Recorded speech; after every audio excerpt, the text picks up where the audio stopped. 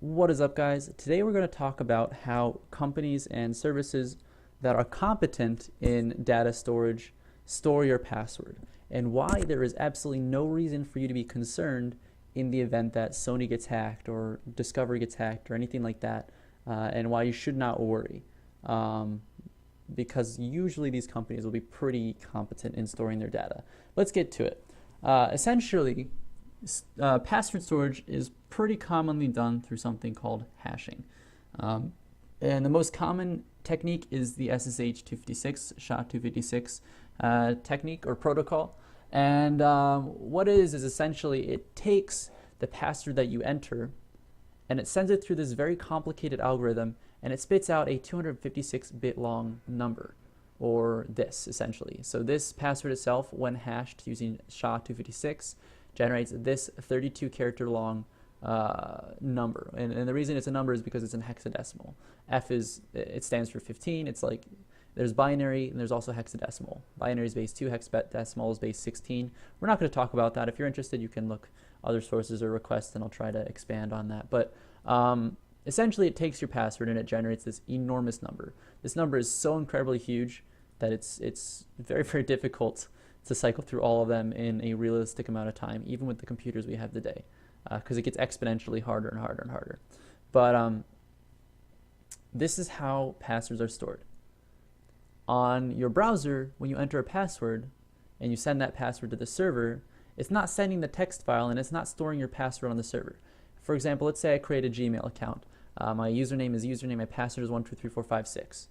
I send this password in there and Google says, okay, we're not going to save 123456 on our server because that's not secure. What we're going to do is we're going to hash it and save the hash. And so now instead of saving this text, it's saving this huge number inside of their database. Now, why is this secure? Why is saving a giant number any better than just saving the password? And the important thing is the fact that it's irreversible. You cannot reverse this number and get this password back from it. And so let's say, for example, I'm going to just create a new encryption technique and call it simple hashing. All right. And so for me, my simple hash technique is just going to be to add all of my characters in my password together. So for this one, it's 1 plus 2 plus 3 plus 4 plus 5 plus 6, which I think is 21. So that's a simple hash of this password. And so for me, if I was going to use this simple hash to store your password on my server, I would say, okay, when you enter this password, when it gets simple hashed, it'll actually show up as 21. Now, this is why it's incredibly secure, is because you cannot reverse this 21 and get the password from it. You can't say, okay, I know the hash, that means I know the password. This 21 can be generated by 55551, it can be generated by 2512, I'm not going to bother, like ridiculous numbers. It can be generated by a bunch of nonsense. It can be, essentially you cannot generate the original password. Now, this is not exactly the perfect example because this would not work in terms of password storage, but the way it works is every single word you type in or password you type in will almost always have a unique hash. For this example, the simple hashing, it won't because it's pretty easy to have repeats. But with regular passwords in the algorithm they use here, it's very rare to have repeats unless your password is super long, like longer than this string itself. And at that point, the chance of a repeat anyways is so incredibly low that is not going to happen. And so this is something that's interesting actually. If you make your password a certain value or a certain word, there is actually the possibility that another password would result in the same hash. And that means that there's actually the possibility that you could sign into your account with 2 different passwords without ever having to change it. And that's something that's just kind of a cool accidental effect, but chances are that would never happen. Literally, there is a better chance of everything spontaneously just disappearing just by quantum chance. That's a better chance than someone just having 2 regular words result in the same hash. But regardless, this one-way encryption technique or protocol is essentially what makes it super secure. When you enter your password to a website, it doesn't send this text to the website or the server. It sends this hash. And if someone steals this hash, they can't reverse it and get your password. They know, yeah, the hash. They know exactly what this 32-bit long or this 32 byte long string is, but does nothing for you.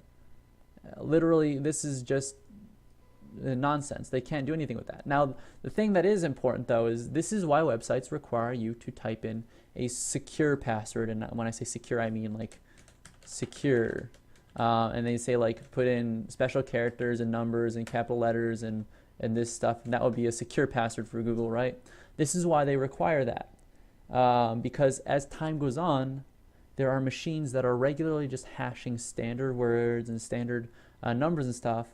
And in the event that somebody has a regular password, like for example, in the event that my password is 1, 2, 3, 4, 5, 6, someone already has that hash. That hash that I had up here earlier, that already exists. If somebody sees that 32 byte long number in a database, they know just by the fact that this has been hashed before and stored in data, they can just go back and look up my original password, and now they have my password. It's an extra step for them to take, but that's why you have to have these unique passwords, because having these extra characters and not normal words means that it's way, way more complicated to accidentally or brute force generate hashes. And that's what makes it so much more powerful and so much more awesome. And that's generally how hashing works. I hope that was informative. If it wasn't, if there's anything that I didn't explain perfectly or there's questions, feel free to ask. This is my first video, technical video. I want to make some programming tutorials. If you're interested in learning how to make a chat bot for like an internet relay chat server like twitch.tv or something like that, I'd be more than happy to have a couple of them set up. It's usually I prefer to program in Python, but yeah, if you're interested, please let me know. But hopefully this is informative to you, and hopefully this was something that was kind of cool. But thanks for watching, guys. If you enjoyed it, let me know. If you have any questions, let me know. And I'll see you guys in the future if you want to stick around.